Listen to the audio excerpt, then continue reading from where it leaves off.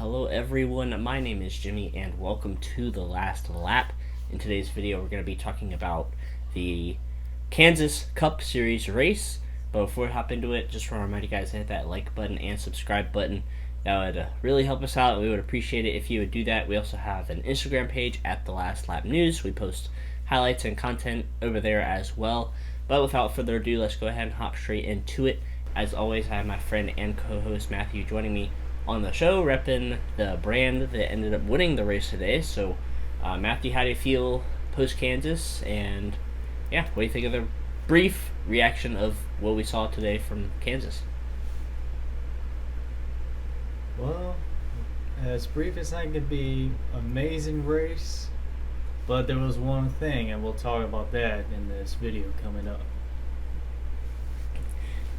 I'm assuming we're thinking of the same thing. I don't know. We'll have to figure that out later. But so first of all, I'm gonna go over the race recap with you guys as always, and I'll give you guys the top 10 and my reactions before we get Matthew's opinion on the race. So starting things out, the green flag dropped, and shortly after that, Chase Briscoe ended up spinning off of turn number 2. Just got loose. Car spun out, went through the grass. Thankfully, he did not tear the splitter up off that race car. I guess with the next gen car, it's a little bit higher off the ground, so good thing he did not tear that splitter up. After that, Daniel Suarez ended up spinning, and Christopher Bell ended up having a flat tire under that caution, and that was the first of many flat tires during this race. Kyle Busch ended up winning stage number 1. There was some pit strategy. I don't know if it was the end of first stage or second stage, but some people stayed out and some people pitted, and if you stayed out, your tires were shot. So Kyle Busch ended up winning stage 1. In stage 2, William Byron ended up taking the lead at some point, and he ended up blowing a tire under green flag, and there was no caution for it. It was on the front stretch. He just pulled down and went all the way around the racetrack, came down pit road, lost I don't even know how many laps under green flag conditions for that. And then Tyler Reddick, he was having some issues. He hit the wall, and then he cut a tire, a right rear tire, I'm pretty sure, in turn 1 and 2, and he hit the wall. No caution for that either. And then there were some green flag pit stops, and Kevin Harvick ended up spinning in the middle of turns 1 and 2 right in the middle of green flag pit stops. Apparently he did the same thing Denny Hamlin did and shifted wrong and spun the car out that way. So that's kind of funny that two veterans of the sport have done that so far, but I guess they just have to get used to this new sequential shifter where you're just going straight down and straight up instead of the H pattern and all that stuff. So that happened during green flag pit stops, so the field was all jumbled up and stuff. And then during this point, there was a very funny thing going on pit road. So Eric Jones and his team, they could not get the right rear tire off of the race car. Now, we've had some tire problems before, but nothing like this where they literally couldn't get the nut off of the car. They hit it with the gun and it wasn't working. So they tried like doing a sawzall and all kinds of other tools. They were cutting at it and hitting at it with a hammer and a rod and all kinds of crazy stuff.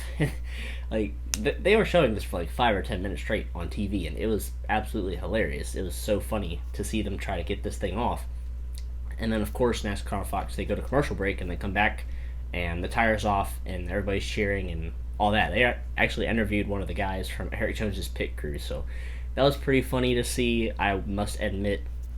But anyways, yeah, that caution came out in the middle of green flag pit stops, and then at the end of stage 2, Martin Truex Jr., he ended up blowing a tire. No caution for that either. Kurt Busch ended up winning the stage, but right after that, Martin Truex Jr. and Kyle Busch had to go to the rear of the field for miscellaneous things. I think Kyle was speeding. I think Truex had like an equipment violation or something like that. But so both of them had to go to the rear of the field. In stage number 3, Kyle Larson slowly made his way up to the front of the field, and he had an incredible save after attempting a slide job on Kurt Busch. I mean, he cleared Kurt Busch, and then he pulled away a little bit, and then he lost the right rear coming off of turn 2, and if the wall wasn't there, he was spinning all the way out, because that car was so sideways coming off of turn 2. So that was quite an impressive save from Kyle Larson there.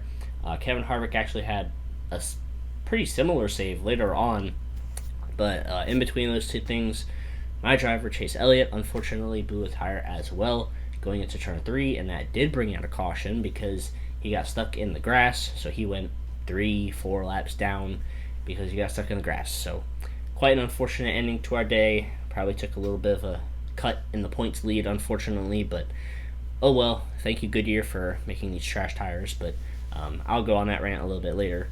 After that, Kevin Harvick, there's a caution for Kevin Harvick. They said it was fluid on the track, so I guess it was right after he spun and hit the wall, because he did pretty much the same thing Kyle Larson did off of turn 4. He got really loose and hit the wall and kept going, and apparently a caution for fluid came out right after that, so there's a caution for that. And then that would be the last caution of the day.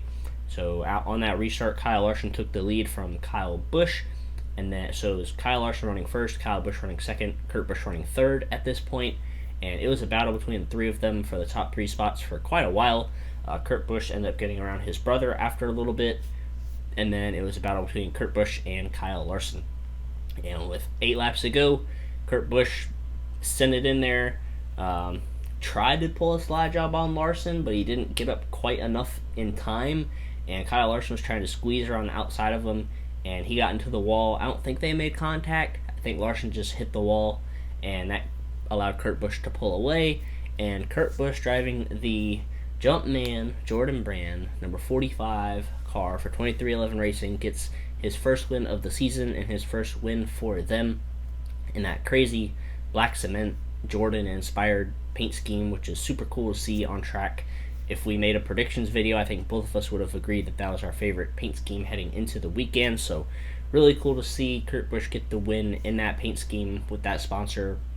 First time running that sponsor with 2311 Racing over there, so great win for him. I'll go over the top 10 very quickly, and then I'll give my thoughts about this race. So Kurt Busch gets the win, Kyle Larson finished second, Kyle Busch finishes third, Denny Hamlin 4th, Christopher Bell 5th, Martin Truex Jr. finishes 6th. Great comeback for him after having that flat tire at the end of stage 2. And Christopher Bell had an issue too, and I think Denny Hamlin also had issues today, so great comeback for all 3 of those Toyotas right there. Ross Chastain comes home in 7th. Ricky Stenhouse Jr. 8th. He kind of snuck in there out of nowhere. Great finish for him. Alex Bowman finishes 9th. And Bubba Wallace ends up finishing 10th, the other 2311 car. After having a bad pit stop on that last, under that last caution, I'm pretty sure he had a problem with under that pit stop. So a great comeback for Bubba Wallace. Had a bunch of bad pit stops, actually. So that's on the crew right there. Yeah, Bubba had a lot of pit road penalties today, so great comeback for him to end up finishing in the top 10 there. As you can see in this list, it is, I'm pretty sure I see every Joe Gibbs Racing Toyota finished 3rd, 4th, 5th, and 6th, and the 2311 Toyotas finished 1st and 10th. All Toyotas finished in the top 10. Yeah, I know. I was splitting it up. I said all the Joe Gibbs Racing drivers finished 3rd through 6th, and then we had the 2311 drivers finish 1st and 10th. I'm giving you your props. Calm down. Calm down. You're not going to get it this often, so I'll give Toyota their props, okay? I'm calm here. You're the one that was throwing a fit earlier. They all finished in the top 10, so props to Toyota for that.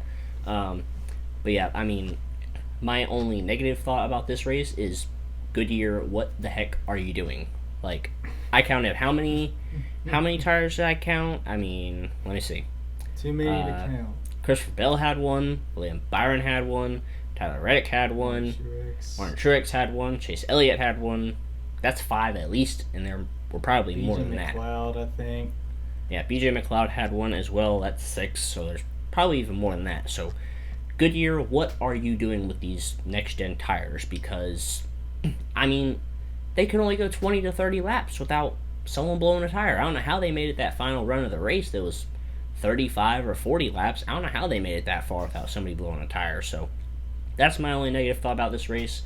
Is Goodyear, what the heck are you doing? Because this is outrageous. Like, I'm just going to leave it at that. So on the other side of things, I guess, quote-unquote positive side of things, is very strong running for Toyota. Like I said earlier, it would have been nice if the Hendrick cars didn't have tire issues, so it would have been, so we could have seen William Byron and Chase Elliott up there as well and see where they could have possibly finished, because I know William Byron was in the lead when he had his tire issue, and I know Chase Elliott was running in the top 5 when he had his tire issue, so it would have been nice to kind of see them balance it out and see who would. I still think Kurt Busch would have won the race, but it would have been interesting to see where those other Chevy drivers would have blended in there, along with Tyler Reddick, because he was running good today too before he had an issue. So, but yeah, I mean, Toyota takes it home. Great run for them this week. It'll be interesting to see how the next mile and a half goes after the All Star race. The Coke 600, yeah, the Coke 600, how that goes, which team comes out on top there if there aren't many issues there. But yeah, great race overall. I would say a lot of good racing, some intense restarts, 4 or 5 wide, a lot of saves on the racetrack from Kyle Larson and Kevin Harvick. So, Matthew, what do you go ahead and what do you have to say about this race at Kansas? Well, for the racing itself, I thought this race was amazing. It was just like how Las Vegas was. A lot of action there. A crazy, well, not crazy, well, like a close finish, I will say, with Kurt Busch and Kyle Larson. Um, I mean, these mile and a halves this year, they've been producing some of the best races of the year, which I never thought we would ever be seeing, especially after the past couple years. We've had the terrible 550 package. Now we got this new car with the higher horsepower, and I think we've been seeing some amazing racing these mile and a half. So I think I'm looking more forward to the Coca-Cola 600 in a couple of weeks because of how long that race is. With the amazing racing we've seen at Kansas and Vegas, I wonder how that's going to translate to a 600-mile race on a mile and a half. So I'm looking forward to that race mostly.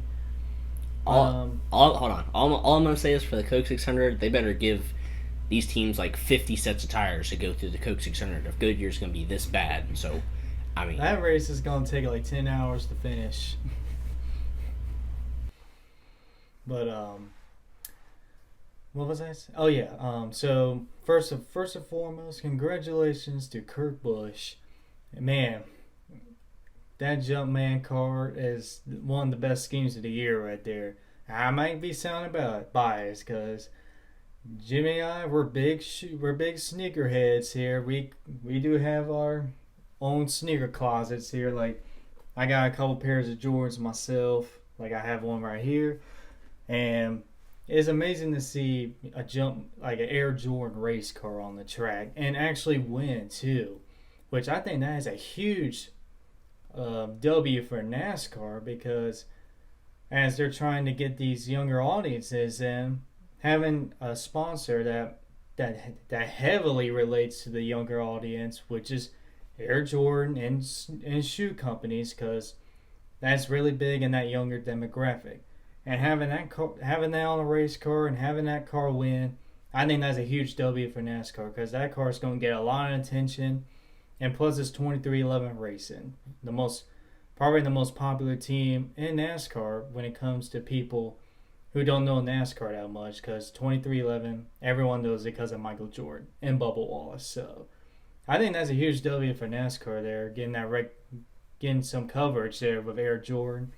I hope I see that car more on the racetrack because that car look awesome. I really hoping they make some cool merchandise of it because I really want the Air Jordan gear from this race. So I hope they do that. We'll see. Okay, so we gotta talk about the whole Goodyear thing that happened. Yeah, we gotta quote Tony Stewart right here from those years ago. They exit out of Formula One, they exit out of IndyCar, they exit out of the World Outlaws, and there's a reason for that because Goodyear can't build a tire that's worth the crap. So, I mean, that's just unbelievable. How many? I mean, it was like basically the same like tire too that was being blown. It wasn't like left front or right front. It was the rear tire basically, and yeah, if I were NASCAR, I will hold a mandatory meeting with those guys, and there's gonna be some furniture moving because I would not be happy with the results of those tires, and I good. I mean that's just unbelievable. So I hope they get that fixed. Especially when we're getting near to the Coca-Cola 600, when they have to run 600 miles. Well, not on the same tires. Well, not on the same set of tires, of course, but you better have a good tire because it's just going to be like 30 cautions full of people blowing tires left and right. So they better get it together. But I did watch one of Kyle Busch's interviews after this race, and he said like a lot of the teams were actually being aggressive on the air pressure, because he said that was the same thing that happened to him with Vegas during his practice crash, and so they dialed back on the air pressure a little bit, and you saw Kyle Busch didn't have an issue there, so I think it had something to contribute with that, the air pressures, as the teams were being really aggressive with that.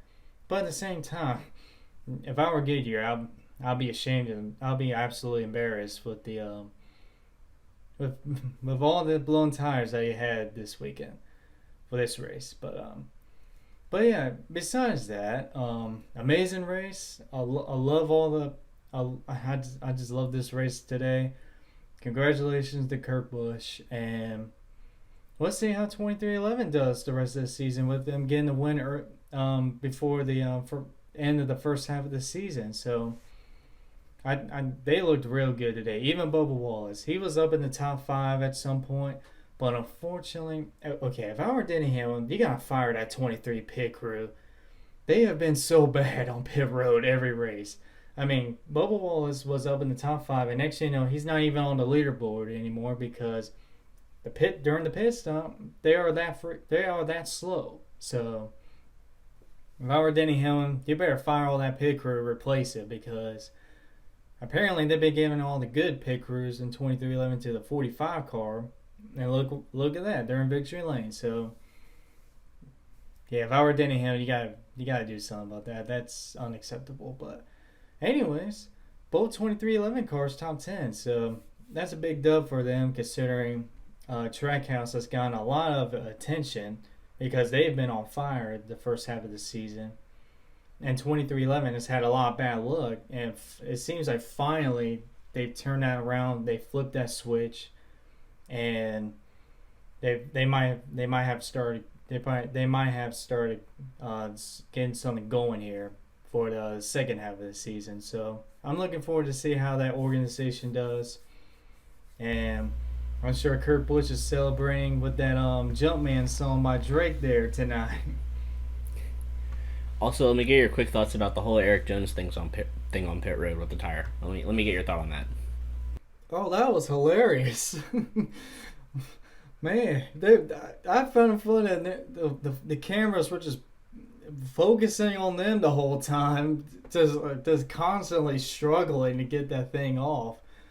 We haven't seen a lot of this issue. I mean, there's been a couple instances, but eventually they were able to get off no issue. But this was really the first time when it was actually impossible to get this wheel lock off. So I'm sure NASCAR would take a look at it, but that was just a freak accident right there. I mean, whew. I know they got a good workout there trying to get that thing off. Yeah, I don't know what was taking that caution so long to get cleaned up, but I mean, maybe NASCAR was like, this is such good content, like we just have to keep the caution out just to like see how this plays out, because I didn't even know this. The caution was going for so long. Yeah, no, I was like, the caution's still out. I was like, why is it still going after like 5 or 10? Like when they went to that commercial break, I was like, the caution's still out. Why is the caution still out? I guess NASCAR just wants to focus the cameras on this. But yeah, that was hilarious how they ended up doing it, and they finally got it off. So props to them. I think they had to cut like the individual little things off just to get to the nut or something. But yeah, that was crazy. That was pretty funny to see that happen. So there were a lot of social media was popping during that too, with all the memes and the funny comments and everything. So that was funny to check that out too. But let's go ahead and rate this race, and we'll get out of here. For me, I think the Goodyear tires is going to have a pretty heavy impact on my rating here. So I'll give it a 7 out of 10. I feel like the racing was better than that, but just Goodyear, they messed up so bad today. So many drivers had tire issues. They were running well, took them out of contention to win. Yes, the racing was good. The restarts were intense. The finish was good as well. There was some drama near the end too, but just the fact that Goodyear dropped the ball so hard today, I'm going to give the race a 7 out of 10. I honestly feel like I could give it worse than that, but I'll stick with the 7 for now. Matthew, what are you going to go ahead and rate this race?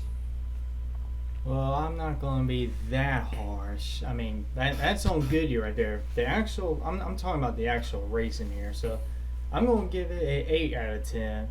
The racing was amazing. I'm not going to focus on the Goodyear part, but the racing itself was amazing. So I'm going to give it an 8 out of 10. Yeah, I will agree with you that the racing was good. It was a little bit hard to pass, but I mean, you could make the top and the bottom work. We saw several slide job moves. Saw a lot of drivers get loose and lose control of the race car. So, loving this product, the next gen car, and this package are giving us so far this season. Hopping into our fantasy very, very quickly, you absolutely nailed it today. I think you had one of, if not the best performance so far this season. You had 248 points. I think you had like the first, second, third, fourth, and ninth best drivers today in fantasy. You had the fifth in Truex, but you put him in your garage. So I don't even want to know how many points you would have gotten if you kept him in there. But great run for you today. I had 199 points. So now that cuts the lead to maybe the closest it's been all season long. I have 2,334 points. You have 2,329. So I only have a 5-point lead on you heading into the All-Star race, which I'm not sure how they're going to do that yet, if that counts for fantasy or not. But we'll have to wait and see. But yeah, Matthew, do you have any other closing thoughts before we go ahead and wrap the episode up? This is more likely on the truck series side, but I am starting to get concerned about Hailie Deegan right now because a couple years ago, actually, she was basically a rising superstar that was supposed to become the next superstar in NASCAR. And ever since she's gotten the truck series, she has basically done just mid, basically. She only has one top 10 her whole career. One top 10. I know the truck is not a Kyle Busch Motorsports, but Zane Smith, that truck is running, is basically almost what the same trucks as she's running. And she's just doing like pretty much mid-pack basically.